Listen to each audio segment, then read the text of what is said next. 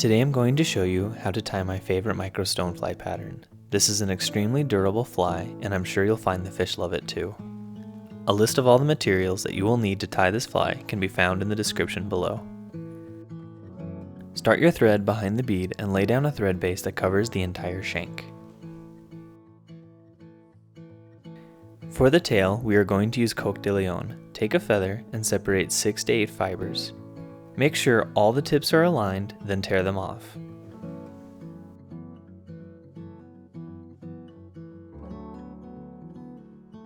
Measure about half a shank in length for the tail and tie in the fibers at the point that you measured.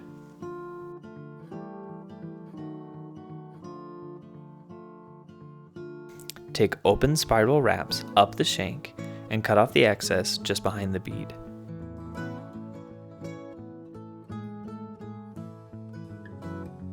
Tie in a peacock quill and make sure that the black edge is facing up.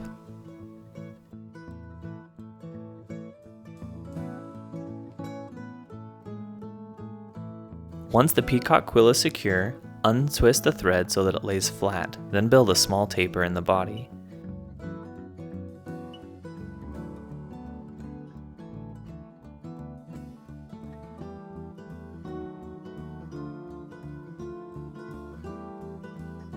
If your thread begins to twist up, don't hesitate to spin your bobbin and make the thread lay flat again.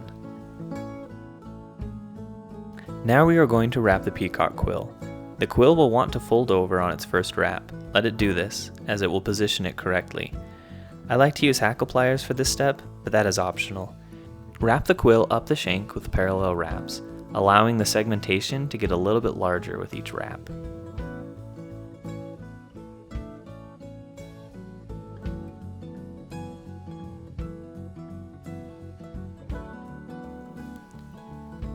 Tie off the quill a little over halfway up the body and cut off the excess.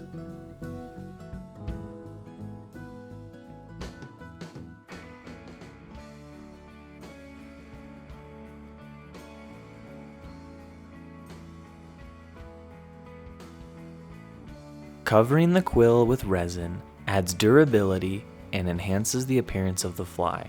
There are many resins that you can use for this step, but I like to use UV resin as it cures very quickly. Now we are going to work on the wing case.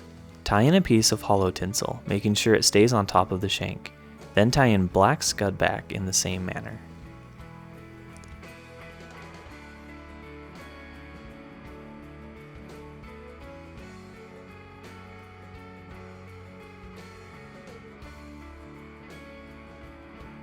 For the thorax on this fly, I'm using Hend's cactus micro chenille. Tie this in on the side facing you, then take several wraps to build up a thorax.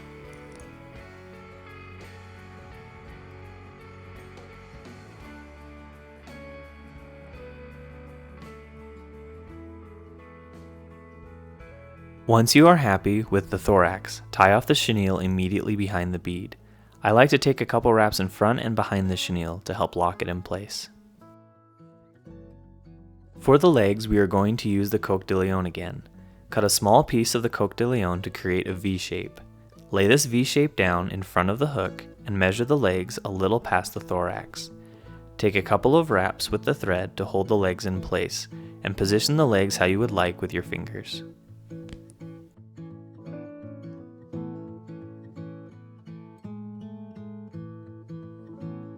Cut off the excess and trim anything that remains. This part can get a little tricky, but just do as best as you can.